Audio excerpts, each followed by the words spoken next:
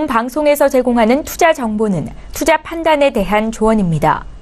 방송에서 제공하는 주식의 가치, 가격 상승 및 가격 하락에 대해서는 방송사에서 보장하지 않습니다. 헤드라인 뉴스입니다. 미국 뉴욕 증시가 노동절을 맞아 휴장한 가운데 유럽 주요국 증시는 큰 변화를 보이지 않았습니다. 독일 증시는 소폭 떨어진 반면 다른 주요국 증시는 다소 상승세를 나타냈습니다. 영국 런던 증시의 FTSE 100 지수는 전 거래일보다 0.97% 올랐는데 파운드화의 약세가 증시에 긍정적으로 반영됐습니다. 프랑스 파리 증시의 가프 40 지수도 0.13% 올랐습니다. 반면 독일 프랑크푸르트 증시의 닥스 지수는 0.14% 떨어졌습니다. 폭스바겐과 다임러 등 이 자동차 주요 기업들의 하락 영향이 컸습니다. 유로존의 지난 8월 제조업 구매 관리자 지수가 54.6으로 확정됐다고 IHS 마켓이 발표했습니다. 확정치는 지난달 말에 발표된 예비치에 부합했으며 미 월스트리트저널이 집계한 전문가 전망치와도 같았습니다. 다만 8월 제조업 PMI는 지난 7월 확정치와 비교해 0.5포인트 하락했습니다. IHS 마켓의 크리스 윌리엄슨 수석 이코노미스트는 신규 주문량이 2년 내 최저치를 기록했고 향후 흐름에 대한 우려도 깊어져 전망은 더 어두워졌다고 진단했습니다. 도널드 트럼프 미 대통령은 2천억 달러 규모의 중국산 제품에 대한 관세를 단계적으로 쪼개서 부과할 가능성이 가장 크다는 분석이 나왔습니다. 카토 연구소의 사이먼 레스터 연구원은 CNBC 방송에 출연해 미국이 500억 달러 규모의 수입품에 대한 관세를 승인했을 때를 생각해보면 이들은 먼저 340억 달러에서 시작해 나중에 160억 달러를 더했다면서 그들이 2천억 달러 수입품에 대한 관세를 승인한다면 200억 달러 정도로 시작할 것이라고 전망했습니다. 그들은 천천히 수위를 높여갈 것이다. 그렇기 때문에 앞으로 더 많이 관세가 부과될 것이라고 말했습니다. 어제 중국 증시는 모건 스탠리 캐피털 인터내셔널 신흥지수 지수 편입과 또 런던 사이 교차거래 시행 공식화 등의 호재에도 불구하고 하락 마감했습니다. 상하이 종합지수는 전장 대비 0.17% 하락한 2720.73의 거래를 마쳤고 선전 종합지수도 0.17% 내렸습니다. 오전에 발표된 8월 차이신 제조업 구매 관리자 지수의 둔화에 영향을 받았습니다. IHS 마켓이 발표한 바에 따르면 8월 차이신 제조업 PMI는 50.6으로 14개월 만에 최저 수준을 나타냈습니다.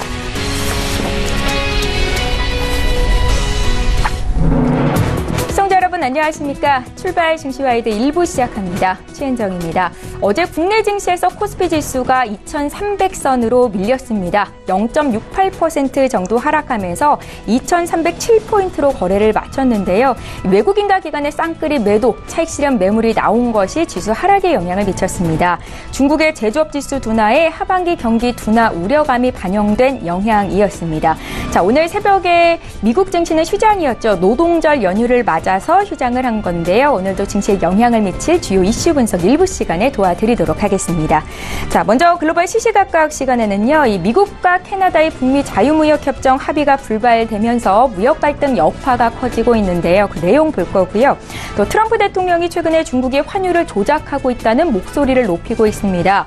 미 재무부의 하반기 환율 보고서는 10월 중순쯤 발표될 것으로 보이는데요. 내용 함께 분석해 보겠습니다. 자, 이어지는 라이브 이슈타임 시간에는요. 국내 증시가 2달 연속 반등세를 보이고 있는데 이 중심에는 외국인들의 사자세가 있습니다. 외국인들은 이 대형 배당주를 집중적으로 사들이고 있는 것으로 나타났는데요. 주요 내용 볼 거고요.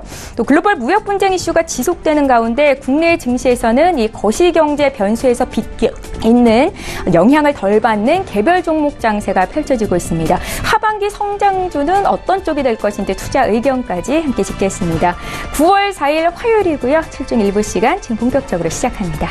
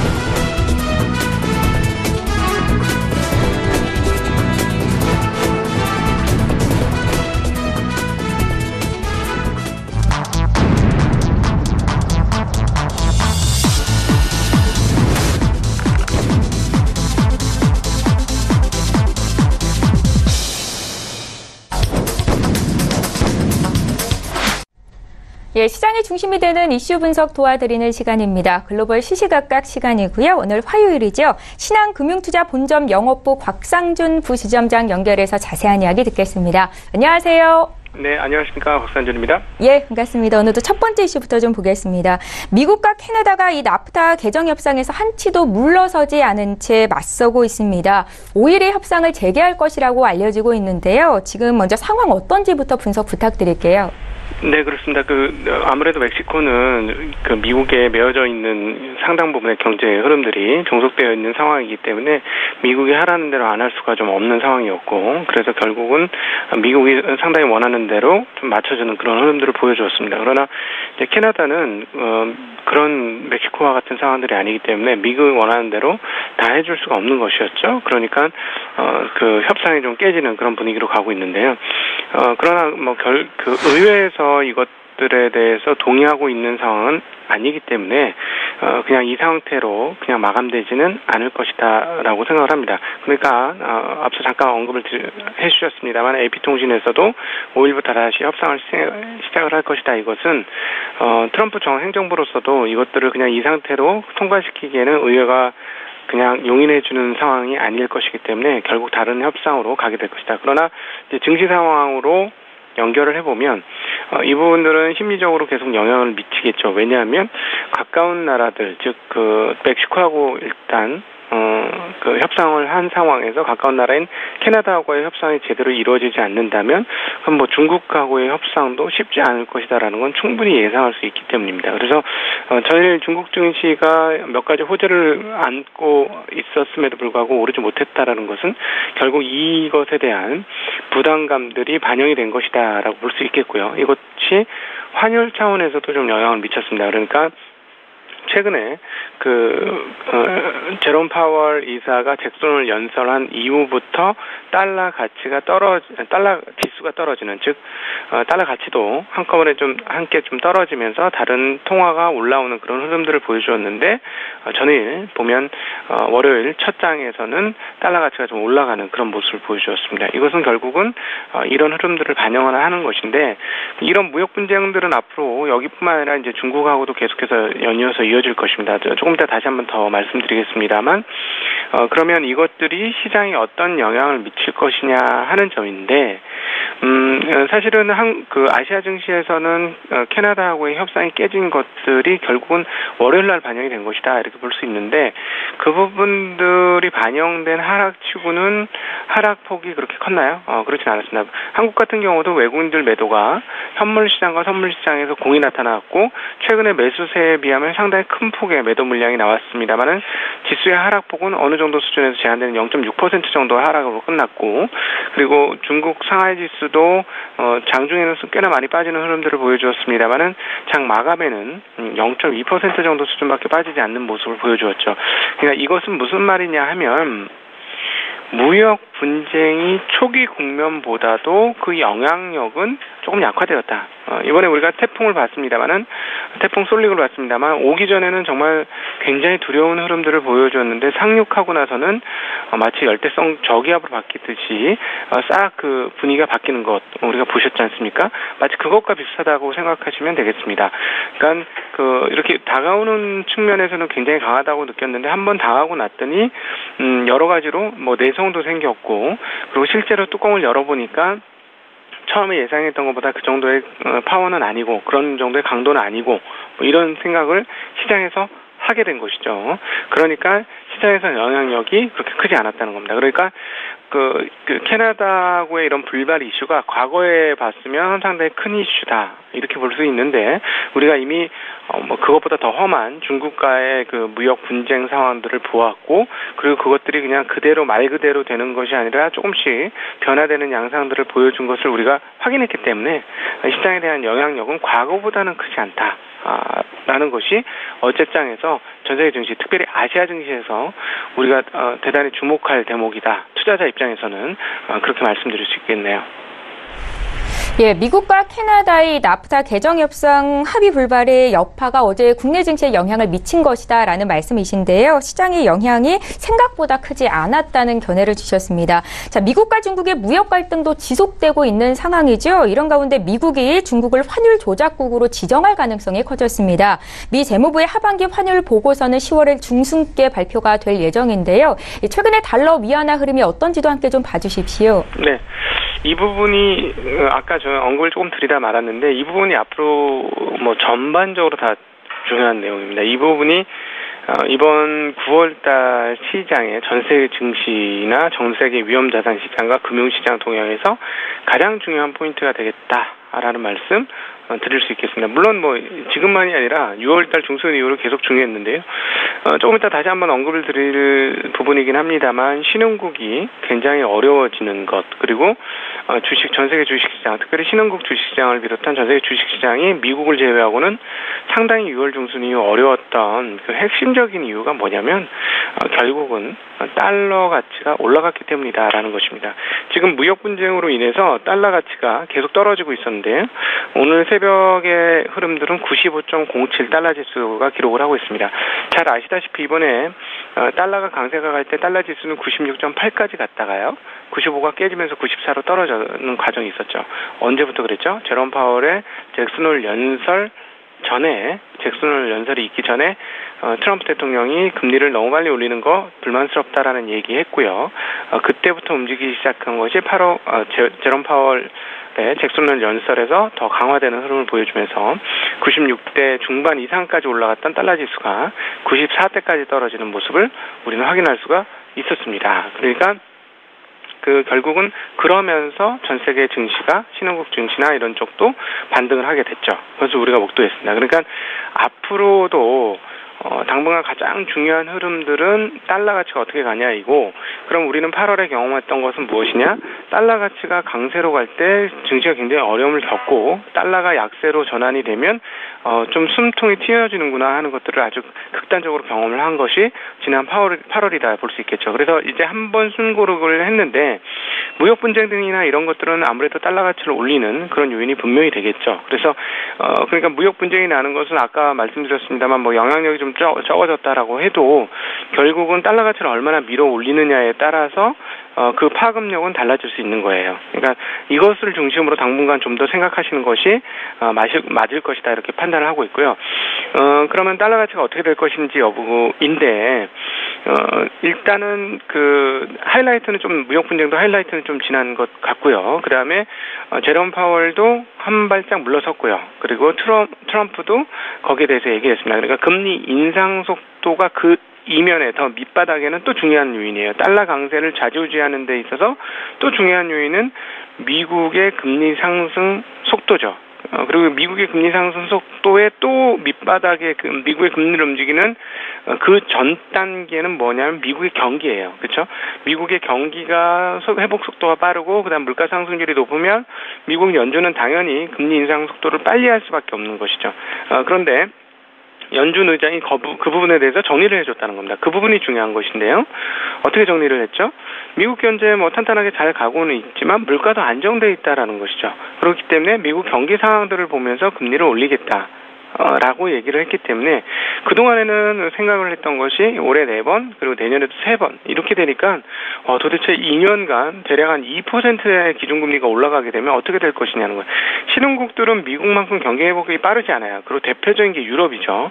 유럽이 회복되고 있는 줄 알았는데 이번 6월 달에 유럽에서는 경기 회복 속도가 생각보다 그리 빠르지 않으니 금리를 인상하는 것들을 좀 더 늦게 연말과 내년 6월 달 정도에 한번 생각을 해보겠다라고 쭉 한 6개월 정도 뒤로 미뤄졌죠. 바로 그게 촉발되는 트리거가 되면서 아주 달러 강세가 이뤄졌고 전 세계 증시가 휘청하면서 6월 중순에 우리가 흔들렸다는 것을 본 겁니다. 그러니까 미국 경기 흐름에 따라서 이렇게 금리가 올라가면 타국과의 금리 차가 이렇게 커지면 달러로 돈이 더 들어갈 수밖에 없고 달러 강세가 되는 것이죠. 그렇게 되면 전 세계 금융시장이 나빠지는 건데 그중에 가장 그 카운터 파트너가 어디냐면 유럽입니다. 그러니까 유럽 경기가 어떻게 되느냐도 앞으로 굉장히 중요한데 그 미국에서는 뭐라 그랬냐면 원래 예상보다는 뭐 물가 상승률 이런 것들이 조금 안정적이기 때문에 금리 인상 속도를 그렇게 빨리 가지 않겠다라고 얘기한 것이 이제 8월 중순인 것이고 8월 중순 이후부터 시장이 안정되는 그 근본적인 원인 되겠습니다. 이것이 9월 달에서도 전 세계 그 금융 자산 시장과 위험 자산 시장에서 가장 핵심적이고 핵심되는 포인트이다라는 것을 꼭 기억을 하셨으면 좋겠고 그러면 달러 지수가 어떻게 움직이는지 여부는 그럼 위안화하고 자꾸 우리는 비교하잖아요. 위안화 가치가 강세 그러니까 막 6.9까지 가던 게 6.8 떨어졌고 6.8 초반까지 떨어졌다 살짝 올라가 있는 상태인데 이게 6.8 밑으로 떨어지냐 마느냐 그 생각을 자꾸 하는데 아니고요. 그거 아니고 유로 대 달러가 어떻게 되는 거냐가 훨씬 더 중요합니다. 지금 유로 달러가 1.17 정도 수준 갔다가 1.16대로 다시 떨어졌는데요. 이것이 1.17을 넘고 1.18로 넘어간다. 이렇게 보여지면 증시 가는구나. 이렇게 생각하시면 별반 크게 틀리지 않을 겁니다. 이 포인트가 대단히 중요하기 때문에 앞으로는 달러 지수와 더불어서 유로 달러 가치가 어떻게 움직이는지를 보시면서 유로 달러가 떨어지면 그러니까 그 유로 가치가 떨어지는 거죠. 유로 달러 환율이 떨어지는 것은 유로 가치가 떨어지면 시장이 썩 별로 좋지 않겠다라고 생각하시면 될 것이고 반대로 이것이 유로가 올라가서 뭐 1.18을 향해서 쭉쭉쭉쭉 올라가주면 편안하게 주식 투자나 위험자산 투자 그리고 신흥국에 대한 문제점도 상당 부분 해결될 수 있을 것이다라고 보시면 되겠습니다. 예, 잘 알겠습니다. 이런 가운데 또 신흥국 역시 경제 불안이 장기화 조짐을 보이고 있는데요. 이 터키발 금융 불안에 이어서 아르헨티나 페소화 폭락까지 좀 지속되고 있는 상황입니다. 이 영향은 앞으로 증시에 얼마나 있을까요? 네, 이것도 결국은 달러의 흐름과 연관되어서 보시면 되는데 근본적인 흐름들을 한번 생각해 보실 필요가 있어요. 왜 이런 흐름들이 경기가 회복되지 않았기 때문에 그렇다. 물론 맞습니다. 그리고 경기 상황들이 썩 좋지 않다. 그것도 맞습니다. 그런데 갑자기 왜 경기 상황이 나쁘다 그렇게 위기가 오나? 예를 들어서 경기 상황이 나쁜 쿠바 같은 데는 아무 위기가 없잖아요. 왜 없죠? 달러 교류가 안 되잖아요. 달러 교류가 안 되는 나라들은 별로 위기가 아닌 거예요. 근데 달러 교류가 되는 나라들이 위기인 것인데 이게 바로 이 그 국제적인 글로벌 그 통화 시스템의 문제다라고 볼 수 있겠습니다. 2008년도 리만 사태 이후에 달러 통화가 어마어마하게 4배 정도 늘어났지 않습니까? 그게 미국에만 있나요? 아니죠. 저금리로 싸졌으니까 국제 투기 자산들, 투자 자산들이 국내뿐만 아니라 해외로도 넘어가죠. 한국도 마찬가지 아닙니까? 한국도 뭐 최근에는 조금 소폭 떨어졌습니다만은 올해 연초까지만 해도 베트남이나 뭐 인도네시아 하는 동남아시아에 엄청나게 투자하는 흐름들이 있었고요. 저는 작년 뭐 재작년 요즘 또 굉장히 그 고통을 겪고 있는 투자자들인데 브라질 같은 데 투자하지 않았습니까? 이것들의 연계물이 다 달러죠. 그러니까 달러 통화가 늘어났기 때문에 세계 국제 통화가 많이 됐고 신흥국 중심에서는 어떻습니까?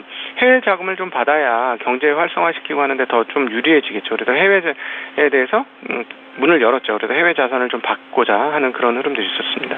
근데 문제는 뭐냐면 이 달러를 들고 투자를 하는 투자자들은 에게 있어서 기준점이 있는 거예요. 이 기준점에 따라서 움직이게 되는데 이 기준점이 뭔가요? 달러 가치죠. 달러 가치입니다. 그리고 달러 가치를 결정짓는 또 다른 중요한 포인트, 이 사람들의 기준점으로 잡는 또 하나의 중요한 포인트 뭔가요? 이자율이죠. 미국의 이자율이에요. 그러니까 이자율과 달러 가치의 움직임에 따라서 이 사람들이 자금을 투자했던 것을 다시 뺄 수 있는 겁니다. 그러니까 보시면 신흥국의 투자 위기라는 게 앞서 잠깐 언급을 드렸습니다만, 뭐 경기 상황이 뭐 베네수엘라는 꽤나 오래전부터 안 좋았잖아요. 근데 갑자기 아르헨티나 나오고 뭐 터키는 이제 국내 정치적인 문제가 분명히 큽니다만 이런 것들이 다 나온 이유, 근원적인 이유는 뭔가요? 들어갔던 돈이 나왔기 때문이에요. 들어갔던 돈이 나왔기 때문인데 들어갔던 돈이 나오는 데는 몇 가지 이유가 있죠. 터키 같은 데서는 국내가 갑자기 극단적이까지는 아니지만 아주 그 이슬람 중심주의로 확 세속주의를 벌이고 들어간 그런 흐름들이 투자자를 불안하게 하면서 돈을 빼게 되는 것이죠. 그러니까 또 아르헨티나 같은 데는 얘네 빌려준 돈 못 갚으면 어떻게 해? 하면서 돈이 빠져나오는 것이죠. 결국은 해외 자산 자금들이 들어가서 이게 빠져나오면서 문제를 다 일으키고 있는 것이거든요. 그러면 앞서 잠깐 언급드렸던 대로 그 근원적인 앞단은 뭐냐? 아까 그 개별 국가별로 문제가 있는 나라들은 그런 식으로 움직이는 거지만 더 근원적인 그 달러의 흐름을 좌우하는 것은 미국의 금리와 달러와의 가치다. 그러니까 이것들이 6월달 이후로 달라졌잖아요. 그러니까 신흥국에 대한 이슈와 위기설이 그때부터 증폭 확 되게 된 겁니다. 네, 이게 중요한. 거기에 국내 경제와 정치 상황들이 나쁜 나라들은 한꺼번에 다 때려 맞으면서 더 큰 위기로 가는 그런 상황이 오는 것이죠. 그래서 실질적으로 본질적인 체력이 나쁘지 않더라도 위기를 당할 수 있는 거예요. 최근에 브라질이 그런데요. 브라질의 재무제표 흐름들을 GDP 흐름들과 뭐 외채 상황들, 외채 비율들 뭐 이런 걸 쭉 이렇게 보면 전년 재작년이나 비해서 나빠진 거 별로 없어요. 근데 지금 연금 개혁을 어떻게 할 것이냐에 대해서 이번 선거 10월 달에 있는 선거에 따라서 그렇게 달라질 수 있다라는 투자자의 불안감이 작용했어요. 돈을 빼죠. 그러니까 갑자기 헤아라 가치가 뚝뚝 떨어지면서 브라질이 위기 상황으로 온 것처럼 보여지는 겁니다. 실제로 국내 재무제표 상황들을 간단한 요약본들을 보면 이 정도는 아닌 것 같은데라는 생각 충분히 할 수 있거든요. 그러니까 결국은 다 근원적인 것들은 달러 중심주의가 이제 극강에 달한 겁니다. 2008년도 이후에 통화량이 엄청나게 늘어나면서 전 세계 금융 동향에 있어서 달러화의 영향력이 정말 최대치까지 끌어올라가고 있는 상황이 지금의 상황이 아니겠느냐. 왜냐하면 미국 경기는 좋아졌으니까요. 다른 나라에 비해서.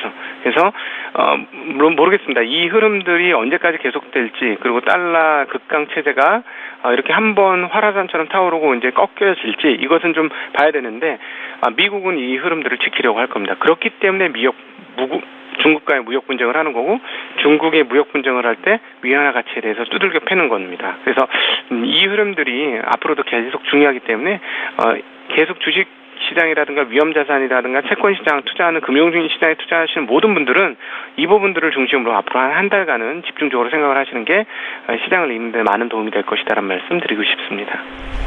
예, 오늘 이슈 중에 가장 중요한 포인트 중에 하나는 앞으로 달러화 대비 유로화 가치가 상승하는지의 여부일 것 같은데요. 시장에 긍정적인 요인으로 작용할 가능성이 그때가 되면 클 것이다라는 의견 주셨습니다. 신한금융투자본점 영업부의 곽상준 부지점장 화상으로 연결해서 자세한 얘기 들었습니다. 고맙습니다. 네, 감사합니다.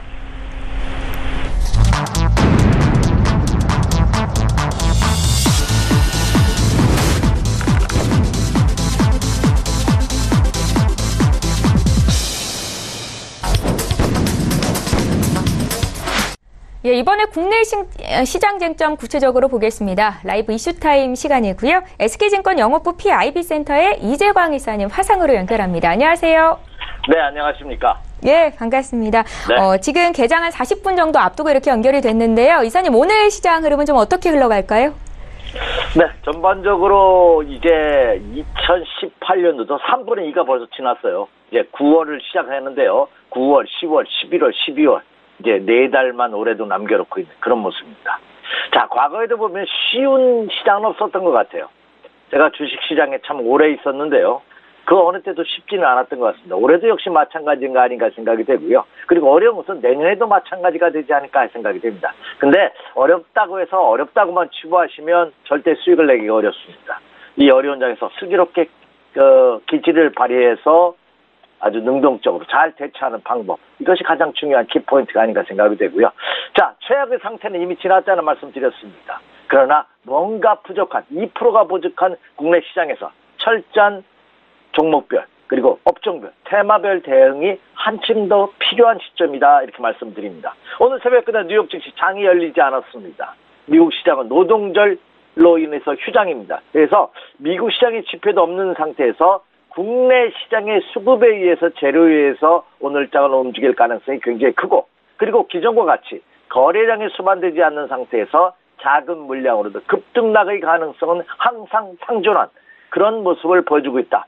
최악의 상태는 벗어났지만 뭔가 여전히 변동성이 큰, 레버러지가 큰 그런 시장의 가능성을 염두에 둔 그런 투자 전략과 매매 전략이 요구되고 있지 않나 생각이 됩니다. 그래서 오늘은 제가 이 전략이라든지 이슈를 말씀드리기 앞서서 제가 오늘 장에 적용할 만한 그런 전략이라든지 주로 이제 사자성어를 이용해서 많이 여러분에게 말씀을 드렸는데요. 오늘도 9월 4일 화요일을 기해서 여러분에게 드리는 사자성어는 해현경장이라는 말씀을 드리고 싶습니다. 이 해현경장이라는 것은 한소 또 동중서편에 나오는 말인데요. 그러니까 말 그대로 하면 검은 거의 줄을 새로 바꾸어 맨다 이런 뜻입니다. 요즘 세계적으로 열풍을 부리고 있는 것이 적폐청산 개혁입니다. 이 해현경장이란 말도 정치권에서 많이 쓰는 말입니다. 특히 연초 이렇게 기자회견이라든지 아니면 연초 교서를 통해서라든지 많이 인용되는 말 중에 하나인데요. 이 해현경장이라는 말은 그러니까 새로운 개혁을 요구하는, 그러니까 뭔가 좀 변화의 패턴이 요구됐을 때 바꾸고자 하는 그런 뜻이 아닌가 생각이 됩니다. 주식시장도 이제 뭔가 패턴을 바꿔야 되지 않나 생각이 됩니다. 올해 여러분 수익률 게임에서 시장의 수익률을 초과하지 못하던가 큰 손실을 보셨던 분들은 역시 개혁이 필요한 시점이고요. 또 시장의 방향성도 이제 지난 8월달, 지난 7월달과 또 다른 모습이 9월달에 전개될 가능성이 높기 때문에 그 시장의 흐름에 맞춰서 본인을 개혁하는 그런 노력이 필요한 시점이다 하는 의미에서 오늘의 사자성어는 제가 해현경장 이것을 말씀을 드립니다. 예, 구체적인 투자 조언은 잠시 뒤에 또 한번 여쭤보겠습니다. 이슈 분석하겠습니다. 첫 번째 이슈인데요. 어제장 코스피 지수는 차익 실현 매물로 하락을 하기는 했지만 국내 증시 2달 연속 이어진 이 외국인 투자자들의 매수세 속에서 뚜렷한 반등세를 보이고 있습니다. 외국인 투자자들 이 기간 동안 어떤 종목을 샀나 좀 봤더니 이 대형 반도체, 통신 등 고배당주 쪽으로 집중이 됐던 것으로 분석이 됐는데요. 내용과 함께 어떻게 해석할 수 있는지 앞으로의 흐름 좀 분석해 주십시오. 네. 자, 이제 8월달이 마감되니까 8월달에 우려했던 상이 좀 벗어나는 것이 아니냐 하는 그런 기대감이 들고 있습니다. 사실 뉴욕 증시가 사상 최고가 행진을 벌이고 있는 와중에서도 국내 증시는 이렇다 할 상승을 하지 못하는 그런 모습을 보였습니다. 그런데 이 외국인 투자가들이 지난 8월달에 코스피 시장에서 매수한 규모가 1조 6천억 원을 넘어서고 있습니다. 지난 7월달에 3,500억 정도를 매수를 했다는 점을 감안해 본다면, 그렇죠. 7월달에 이어서 2달 연속 매수일을 보이는 그런 기염을 통했고요. 특히 8월달에 순매수 규모가 1조 6천억 원을 넘어섰다는 것은 외국인들이 본격적으로 국내 시장에 진입한 것이 아니냐 하는 희망감을 갖게 하고 있습니다. 그 여파로 인해서 국내 시장도 그동안의 장기 침체 국면에서 지난 8월달에 벗어나는 그런 모습이 눈앞에 현실로 나타나는 그런 현상까지 나타났죠. 따라서 이 본격적으로 외국인 투자가들이 대한민국 시장을 들어오는 러브콜을 시작한 것이 아니냐 하는 기대감을 갖기에 충분합니다. 그래서 외국인 투자가들이 지난 8월달에 매수한 종목을 보니까요. 1위가 삼성전자입니다. 무려 7,439억 원어치는 매수했습니다. 자, 이 삼성전자는 지난해 연말에 있었던 그 반도체 고점 논란 이후에 반도체가 지난해 올해를 고점으로 해서 꺾일 것이다 하는 논란을 불식시키는 그런 모습이 나타나고 있다는 점이죠. 역시 그동안 장기 조정을 받았던 가격적인 메리트 그리고 여전히 D램 수요가 꾸준히 증가하고 있다는 점이 죄송합니다. 외국인 매수를 불러일으키고 있는 것이 아닌가 생각이 됩니다. 그리고 이 삼성전자가 말씀해 주신 바와 같이 배당 매력이 굉장히 커요. 이제는 주주 친화적인 정책을 이제 정부가 고수하고 있고 삼성전자도 그것을 천명을 했습니다. 삼성전자의 경우는 매분기 지금 배당을 하고 있어요. 그래서 연간 배당률이 무려 3%를 넘어서고 있습니다. 유가증권 시장의 평균 배당률이 1.62%이라는 점을 감안해 본다면 거의 평균의 2배 이상 높은 그런 모습을 보여주고 있기 때문에 배당만 받더라도 최소한 그렇죠 시장금리, 그렇죠? 인덱스 금리 이상은 충분히 달성할 수 있을 것이라는 인식이 외국인 투자가들로 하여금 삼성전자를 집중적으로 매수하게 하는 하나의 원동력이 되고 있는 것이 아닌가 생각이 되고요. 삼성전자 이외에도 외국인 매수 종목을 보면은요, LGU 플러스, SK텔레콤, KB금융, SOE, 현대타 등 국내 핵심 기업들을 쓸어 담고 있는 듯한 그런 모습을 보여주고 있고요. 대형주 중에서도 역시 안전지대로 분류되는 배당을 많이 주는 그런 기업에 집중하는 소위 말해서 배당주로 집중되는 그런 모습을 보여주고 있다. 특히 국내 시장에서는 이 배당주가 시가에 차지하는 비중이 워낙 크기 때문에 이 외국인 투자가들의 배당주에 대한 선호 현상, 매수 현상은 국내 시장의 시장 안정성을 다지는데 큰 힘이 될 것이다. 이렇게 말씀을 드립니다. 그럼 국내 증시 투자하시는 분들도 여기서 좀 힌트를 얻어볼 수 있을까요, 이사님? 네, 그렇습니다. 지금의 시장은 전반적으로 전 종목이 동반상사하기엔 여전히 리스크가 큽니다. 국내 시장 말씀 잠시 후에 다시 한번 드리겠습니다만 10월 달에 미국 재무부가 발표하는 그 환율 보고서입니다. 우리가 과연 환율 조작국이냐, 관찰 대상국이냐. 지난번에는 관찰 대상국이었죠. 과연 이번에도 관찰 대상국이 될 것이냐. 아니면 환율 조작국으로 다시 올라갈 것이냐. 우리나라가 올라가지 않는다 하더라도 중국이 여러 가지 변수가 있고요. 그리고 여전히 터키와 아르헨티나 남미 일부 국가들은 그렇죠. 국가 부도 위험, 모라토리엄 위험이 여전히 상존한, 여전히 불안한 상태가 이어지고 있고 또 유로존에서도 영국과 유로존 간의 브렉시트 문제로 인해서 역시 아주 난항을 겪고 있는 그런 모습입니다. 그리고 가장 큰 것은 미국과 중국의 무역전쟁, EU와 그리고 멕시코와는 나프타를 체결했습니다만 또 카나다와의 협상이 지금 불발이 걸친 여러 가지 돌발적인 변수가 여전히 상존한 그런 모습을 보여주고 있다는 점입니다. 특히 이머징 마켓 시장에 투자한 많은 미국의 펀드 매니저들이 큰 손실을 보고 있다는 뉴스가 계속해서 나오고 있는 점을 감안해 본다면 국내 시장도 여전히 불안감이 완전히 해소되지는 않은 그런 모습이다. 그렇다면 더욱더 철저하게 펀더멘탈이 좋은 대한민국의 대표 기업들이 오히려 시장에서 부각될 가능성이 높기 때문에 이 외국인 투자가들의 배당주 선호 현상은 당분간 이어질 가능성이 높기 때문에 투자자들께서도 그 점을 염두에 둔 매매 전략과 투자 전략이 바람직할 것으로 이렇게 생각이 됩니다. 네, 잘 알겠습니다. 이 미국과 중국의 무역 분쟁 이슈가 지속되는 가운데 국내 증시는 이 거시 경제 변수의 영향을 덜 받는 개별 종목 장세를 보이고 있습니다. 9월 들어서 이사님 처음으로 이렇게 연결이 됐는데요. 하반기 성장주 어느 쪽으로 보고 계신지 의견 들어볼게요. 네, 이미 앞서서 제가 지난주에도 이제 상승 전환 가능성을 언급시키면서 매수 관심 종목으로 말씀드렸던 종목이 있을 겁니다. 제가 개별 종목을 일일이 언급하진 않지만 업종과 테마를 언급하면서 여러분이 충분히 방송을 들으신다면 이 친구가 무엇을 말하려 하는구나 하는 것을 느끼실 겁니다. 지금 그것이 9월, 10월, 11월, 12월 올해 4개월을 남겨놓고 있는 올 하반기 시장에 3, 4분기 이후 시장에 주도주로 부각될 가능성이 높다는 것이 이제 각 증권사 리포트로도 나오고 있는 그런 모습입니다. 따라서 이미 많은 투자자분들이 본격적인 동반 상승 가능성에 대해서는 그렇죠. 쉽게 언급하기는 어렵습니다. 지금 코스피 시장이 상승을 하면서 2,300포인트를 돌파를 했지만 2,300포인트 돌파했지만 거래량이 2억 주대에 머물고 있는 그런 모습을 보여주고 있다는 점입니다. 3억 주대도 적어도 2억 주대예요. 이 거래량이 4억 주대 이상으로 늘어나야 되는데 그럼 거래량이 뒷받침이 되지 않은 여전히 기초가 조금은 불안한 그런 모습을 보여주고 있다는 점입니다. 이런 장에서는 당연히 업종별, 테마별, 종목별 차별화 장세는 불보듯 뻔한 것이 아닌가 생각이 됩니다. 당분간도 이런 장세가 예상되고 있지 않나 생각이 되고 있습니다. 따라서 그 점을 염두에 둔다면 철저하게 종목을 압축시키는 그리고 집중하는 이런 매매 전략과 투자 전략을 투자자분들께서도 구사하셔야 된다 이렇게 말씀을 드립니다. 자, 9월장 주도주로는요. 역시 전기차 관련주들, IT에서 그리고 역시 하나의 테마죠. 제약과 바이오 그리고 코스닥 시장의 열풍을 불러일으키고 있는 K-팝을 이끌고 있는 이 엔터테인먼트 관련주들 이들 종목군들이 9월 달에도 추도가 예상되고 있지 않나 생각이 듭니다. 그 첫 번째 과연 IT와 그 전기차 관련주도 한번 살펴보죠. 자, 모두 언급해드린 바와 같이 8월 달에 가장 많은 매수를 보인 것이 삼성전자입니다. 삼성전자는 국내 IT 업체를 이끌고 있다 해도 과언이 아니죠.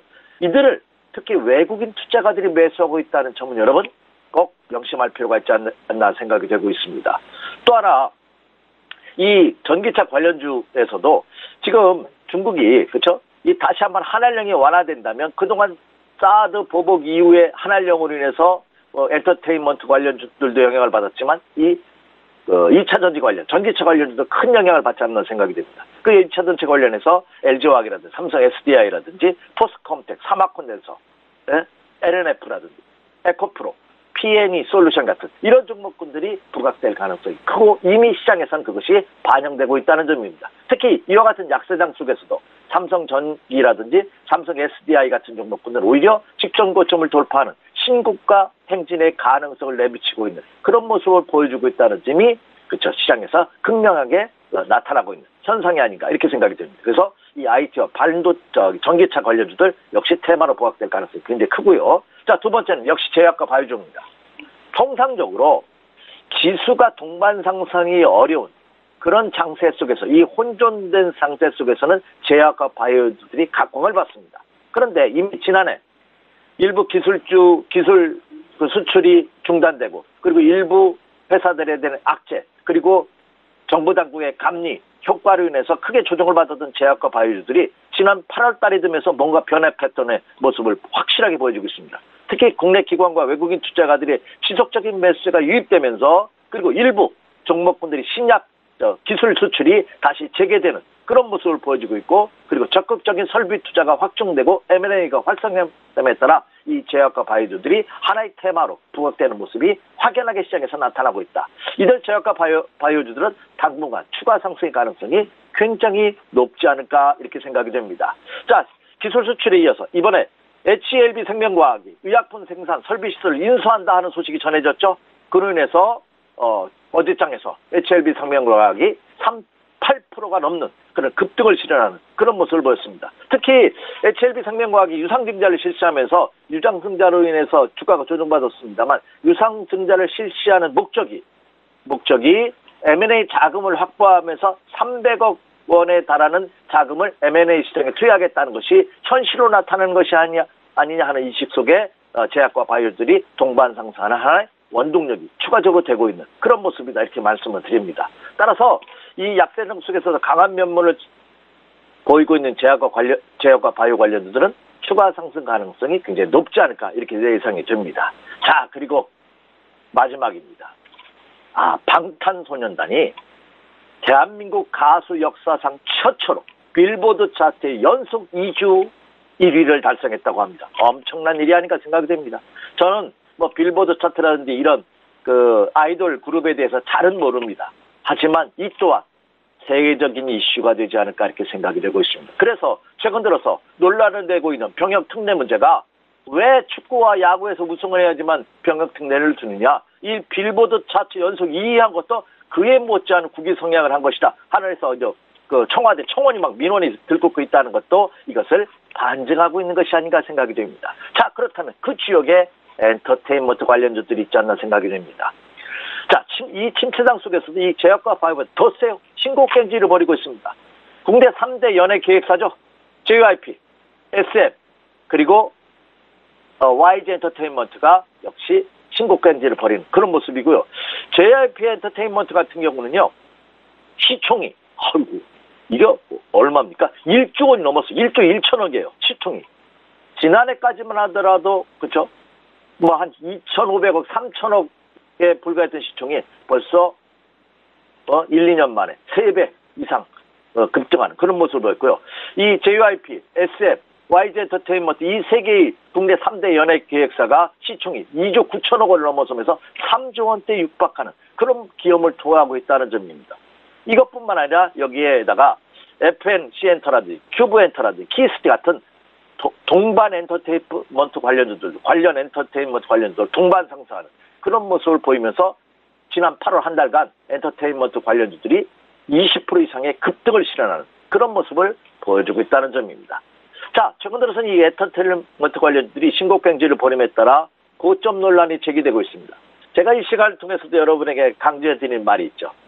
주가가 상승하는데 고점이 어딜 것이다 예측을 합니다. 전혀 쓸데없는 짓이다 하는 말씀 드렸습니다. 주가가 하락하고 있는데 저점이 어디랍니다. 1000명이 얘기하면 그중에 한 명만 맞춥니다. 그 맞춘 사람도 그렇게 투자 못할 겁니다. 왜? 알 수 없기 때문에 그렇죠. 그러니까 속담에 보면 바닥인 줄 알았더니 바닥 밑에 지하실이 있고 지하실 밑에 땅굴이 있다 하는 표현을 쓰는 이유가 바로 있는 것입니다. 그래서 주식 투자 경험해 보면 무릎에 서서 어깨에 팔아는 것도 고점과 저점을 예측하지 말아라 하는 거죠.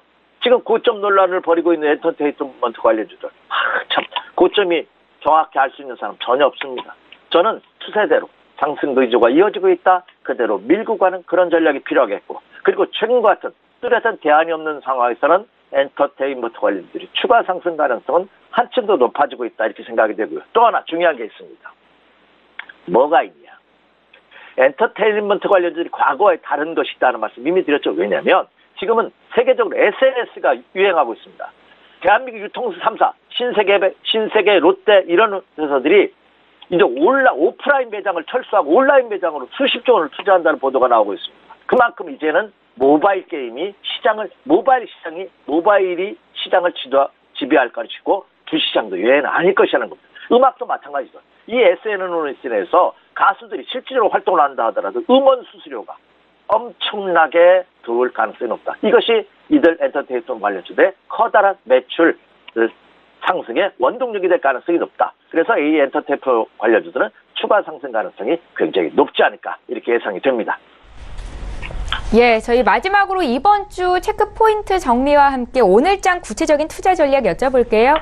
네, 조금 긴 것 같습니다. 제가 빨리 진행해드리도록 하겠습니다. 모두에도 살짝 언급해드렸습니다만 국내 시장은 이제 상승 전환됐다 보셔도 정확합니다. 다만 그래서 거래량이 뒷받침되고 있지 않다는 거죠. 그래서 기초가 좀 약합니다. 그래서 철저하게 종목별 그리고 테마별, 업종별로 압축시키는 이런 전략이 필요하다 이렇게 말씀을 드리고요. 이번 주에도 체크할 사항이 몇 가지 있죠? 간단하게 말씀드리죠. 말씀드렸다시피 재무부가 10월 달에 환율 보고서를 발표를 합니다. 아직은 여유가 있습니다. 그럼 환율 보고서 어떤 내용이 담길지 계속 체크해 주시기 바랍니다. 9월 달 한 달 내내. 그리고 오늘은 미국 노동조 휴장이 있습니다만 내일부터 중요한 지표 몇 개가 발표됩니다.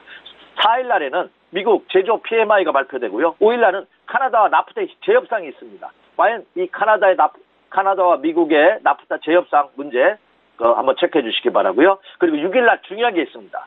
지금 미국과 중국과 벌이고 있는 무역 전쟁이 한 2천억 달러의 중국산 수입품에 대해서 추가 관세를 부과하느냐 여부가 6일 날 결정됩니다. 그리고 6일 날 추가 보복 관세 실행 여부 한번 체크해 주시기 바라고요. 자, 결론입니다. 말씀드렸다시피 지금은 상승이다 하는 말씀드렸죠. 자, 코스피 시장의 경우는 2277포인트입니다. 코스닥의 경우는 791포인트. 이것이 붕괴기 전까지는 매수 전략이 가능합니다. 자, 여러분이 관심을 갖고 있는 종목입니다. 역시 말씀드렸죠. 제약과 바이오, 네, 반도체와 IT, 그리고 유통, 화장품, 엔터테인먼트 관련주들. 이들이 주도주입니다. 앞으로도 이들이 주도될 가능성이 굉장히 높습니다. 당분간은. 그래서 이들 종목으로 특화시키는 그런 매매 전략을 구사해 주십시오. 이렇게 말씀을 드립니다. 예, SK증권 영업부 PIB센터의 이재강 이사 연결해서 구체적인 투자 조언까지 들어봤습니다. 고맙습니다. 네, 감사합니다. 예, 출발 증시와이드 1부 시간 여기서 마칩니다. 잠시 뒤 2부 시간에는 두 분의 전문가와 함께 오늘장 사볼 만한 종목에 대한 이야기 나눠볼 예정입니다. 오늘은 송동현 팀장, 반종민 팀장 이렇게 두 분 준비되어 있고요. 저희는 잠시 뒤 2부 시간으로 오겠습니다. 고맙습니다.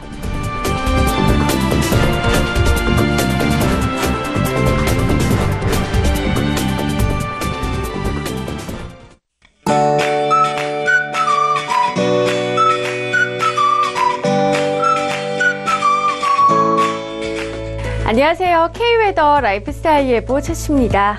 현재까지 청주 우암산과 영남 지리산으로 200mm가량의 비가 내렸습니다. 현재까지도 영남 지역을 중심으로 시간당 30mm 내외의 매우 강한 비가 내리는 곳이 있습니다. 이에 따라 영남 곳곳으로 호우특보가 내려져 있고요. 특히 경남 합천과 하동, 산청으로는 호우경보가 발효 중인 상태입니다. 앞으로 영남 지역으로 30에서 80mm의 비가 더 내리겠고요. 많은 곳은 120mm 이상이 쏟아지는 곳도 있겠습니다. 이 비는 오전 중 대부분 그치겠습니다. 영남 지역마저 기압골의 영향에서 벗어난 뒤 낮부터 점차 개겠습니다. 다음은 자세한 지역별 오늘 날씨를 나절 예보를 통해서 살펴보겠습니다. 중부지방 앞으로는 비 소식 없습니다. 낮 기온 서울과 수원, 춘천, 청주 29도, 인천 28도로 예상됩니다. 동해안 지방, 영남 동해안으로만 오전까지 비가 오겠고요. 낮 기온 울진 26도 등으로 어제보다 낮겠습니다. 영남 지방의 비는 오전 중 그치겠고 낮부터 점차 개겠습니다. 낮 최고 기온 광주가 29도까지 오르겠습니다. 전해상으로 비가 온 뒤 개겠습니다. 물결은 남해상에서 최고 3m로 높게 일겠고 그 밖의 해상에서도 다소 높게 일겠습니다. 모레까지 구름만 지나다가 구일피, 금요일에 또다시 비가 오겠고 남부지방은 토요일까지도 비가 이어질 전망입니다. 날씨였습니다.